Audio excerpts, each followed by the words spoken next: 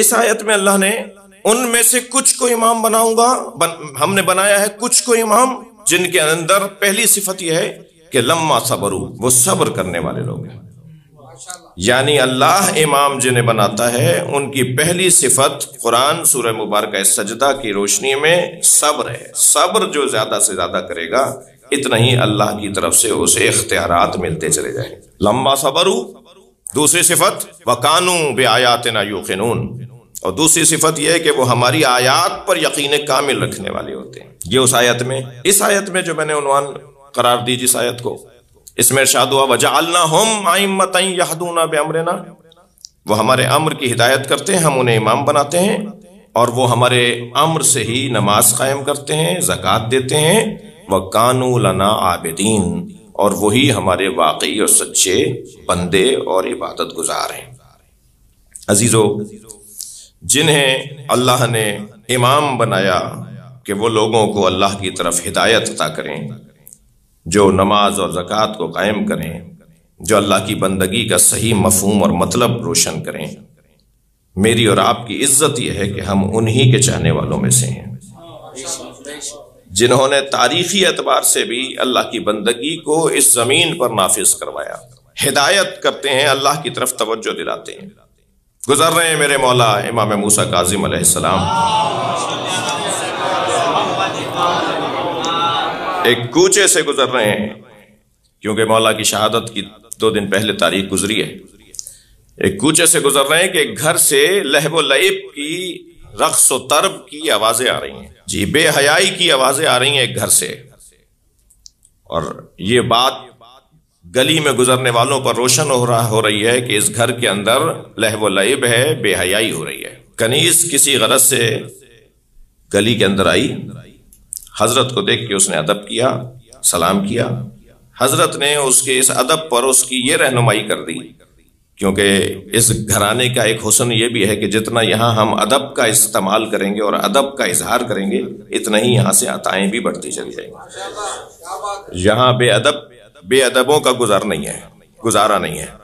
تو اس نے وہ اتنا ادب کیا کہ حضرت کو پہچان کے سلام کیا، تو حضرت نے اس پر یہ کرم کیا کہ اس سے کہا کہ یہ گھر کسی آزاد کا ہے یا کسی غلام کا ہے؟ تو اس نے تعجب سے کہا کہ یہ کسی کا کیا غلام ہوگا، اس کے تو خود بہت سے غلام ہیں، میں خود اس کی کنیز ہوں، یہ کسی کا کیا غلام ہوگا؟ حضرت کے پیش نظر جو غلام اور آزاد کا مطلب تھا وہ اللہ کا غلام اور اللہ کی غلامی سے آزادی، اور جواب دینے والی کنیز نے بندوں کی غلامی اور بندوں کی غلامی سے آزادی کا جواب دیا۔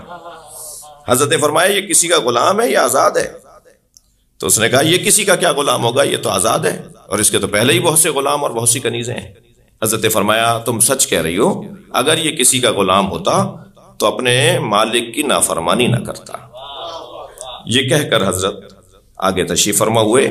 یہ جب واپس گئی تو جس کا گھر تھا وہ اس وقت بڑے رئیسوں میں سے اور بڑے صاحب ثروت لوگوں میں سے تھا، اس کا نام بشر ابن عبداللہ ہے، رئیس آدمی ہے۔ اس کے گھر ایک محفل سجی ہوئی تھی، پوچھا کہ تم گلی میں کسی سے بات کر رہی تھی؟ کہا موسیٰ ابن جعفر گزر رہے تھے، موسیٰ کاظم گزر رہے تھے، ساتھ میں امام موسیٰ کاظم علیہ السلام۔ تو کہا کیا کہہ رہے تھے، کیا بات ہوئی؟ کہا انہوں نے مجھ سے اتنا سوال کیا اور میں نے یہ جواب دیا کہ یہ کسی کے کیا غلام ہوں گے، ان کے تو خود بہت سے غلام ہیں۔ تو گھبرا کے کہنے لگا انہوں نے کیا کہا؟ کہا انہوں نے کہا کہ اگر یہ کسی کا غلام ہوتا تو پھر اپنے مالک کی نافرمانی نہ کرتا، واقعاً یہ آزاد ہے۔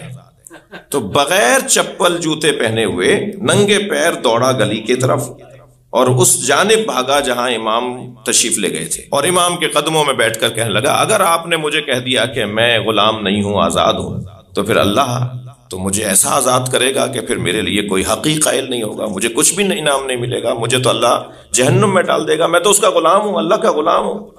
کہ تم اگر اللہ کے غلام ہوتے؟ کہ نہیں، توبہ کروں گا، آپ مجھے فرمائے کیا کرنا ہے۔ حضرت نے فرمایا آئندہ اللہ کی نافرمانی، کانوا لنا عابدین ذہن میں رہے، یہدون بامرنا ذہن میں رہے، تم اللہ کی نافرمانی سے ہاتھ اٹھاؤ۔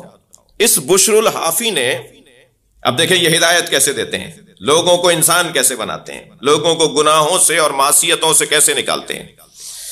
اس نے پھر زندگی بھر پیروں میں جوتیاں نہیں لی، رئیس آدمی ننگے پیر رہتا تھا، اور لقب اس کا پڑ گیا حافی. حافی کہتے ہیں جو بغیر چپلوں کے چلتا ہو, ننگے پیر انسان کو جی, اور پیر ننگے جو رہتا ہو اسے کہتے ہیں حافی.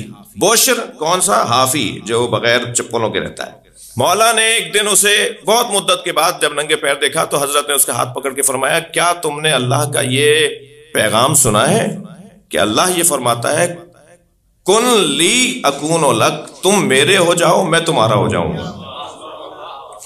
تم ان ننگے پیروں کی وجہ سے اپنے آپ کو اللہ کا بنا کر رکھنا چاہتے ہو, تو میں تمہیں خبر دے رہا ہوں کہ اللہ اب تمہارا ہو جائے گا. اسے یہ نتیجہ ملا, یہ اس کا ایک اثر ہوا کہ جس رستے سے اس کا گزرنا ہوتا تھا, مثلا آج اسے اس رستے سے گزرنا ہے, تو اس رستے پر جانور فضلہ نہیں گراتے تھے, مینگنیاں اور لیت نہیں کرتے تھے, اور لوگ شہر کے جان جاتے تھے کہ آج یہاں بوشر یا گزرے گا یا گزرا ہے, اس لیے رستہ گندا نہیں ہوگا کیونکہ وہ یہاں سے ننگے پیر گزرے گا. یعنی پورے علاقے کو یہ پتا تھا کہ جانور اس کا احترام کر رہے ہیں کیونکہ اللہ کا وہ ہو گیا ہے, تو اب اللہ اس کا ہو جائے گا. اور جس دن اس کا انتقال ہوا تو اس کے گھر کے باہر کے رستے پر جانوروں نے وہ آثار چھوڑے, تو لوگوں نے کہا کہ جی آج تو یہ شاید گھر سے باہر نہیں نکلیں گے. تو کچھ دیر بعد خبر آئی کہ آج ان کا انتقال ہو گیا ہے. یہ ہدایت دینے والے لوگ, موت کی مجلس سے بھائی میں اسی طرح کی بات کروں گا, ان کا کام ہدایت دینا ہے.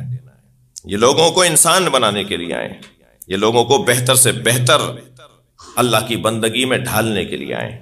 کانوا لنا عابدین, ان کا کام یہ ہے کہ لوگوں کو, یہ خود اللہ کے بندے ہیں, ان کا کام یہ ہے کہ لوگوں کو اللہ کا بندہ بنائیں.